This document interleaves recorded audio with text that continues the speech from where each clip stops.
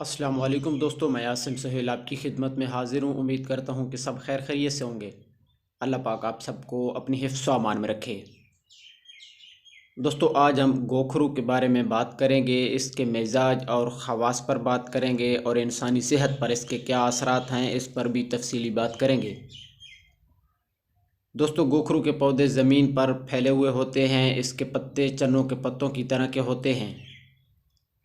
اس پر چھوٹے چھوٹے ہلکے زرد رنگ کے پھول لگتے ہیں، اور ایک ایک پھل میں 3 کانٹے لگے ہوئے ہوتے ہیں، اور اس کے پھل چھوٹے چھوٹے آپس میں جڑے ہوئے ہوتے ہیں، اور یہ مارکیٹ میں آپ کو بہت ہی آسانی سے مل سکتا ہے۔ دوستو، یہ جڑی بوٹی تقریباً ہر جگہ پیدا ہوتی ہے اور آسانی سے آپ کو مل سکتی ہے۔ دوستو، اس بوٹی کو اکثر لوگ حقارت کی نظر سے دیکھتے ہیں، اور اس کے کانٹوں کی وجہ سے اکثر لوگ اسے اکھاڑ کر پھینک دیتے ہیں، لیکن قدرت نے اس کے اندر بے پناہ تاثیر اور افادیت رکھی ہوئی ہے، بہت ہی زیادہ افادیت کی حامل ہے۔ دوستو، اس کا مزاج گرم و خشک ہوتا ہے اور حیض کی تنگی کے لیے بہت ہی مفید ہے۔ اس کے علاوہ پیشاب آور ہے اور گردہ اور مثانہ کی پتھری کے لیے مفید ہے، اور پتھری کو توڑ کر خارج کرتی ہے۔ اس کے ساتھ ساتھ پیشاب کی جلن کو دور کرتی ہے، اور بواسیر، اپینڈکس اور اس کے ساتھ ساتھ کھانسی اور دمہ کے امراض میں بہت ہی مفید ثابت ہوتی ہے۔ دوستو، گردہ مثانہ کی پتھری کے لیے گوکھرو 20 گرام کو 250 گرام پانی میں رگڑ کر، گھوٹ کر اور مل چھان کر صبح دوپہر اور شام استعمال کروائیں۔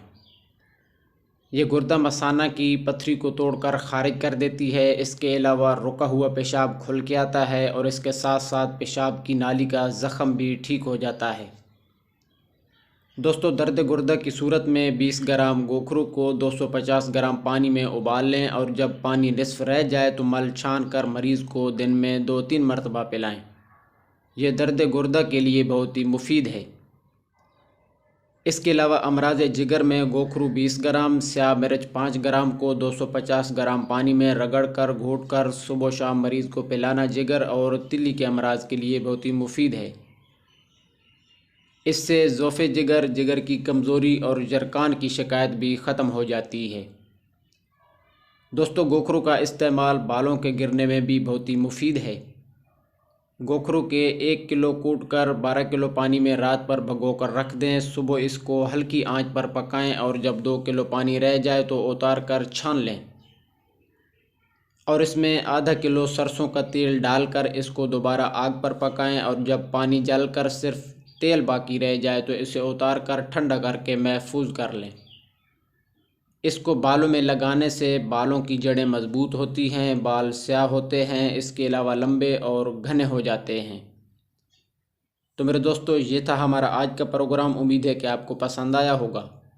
مزید اس طرح کی ویڈیو کے لیے ہمارے چینل کو سبسکرائب کر دیں، اور ساتھ میں دیے گئے بیل آئیکن کے بٹن کو بھی دبا دیجیے گا۔ دعا میں یاد رکھیے گا۔ جزاک اللہ خیرہ۔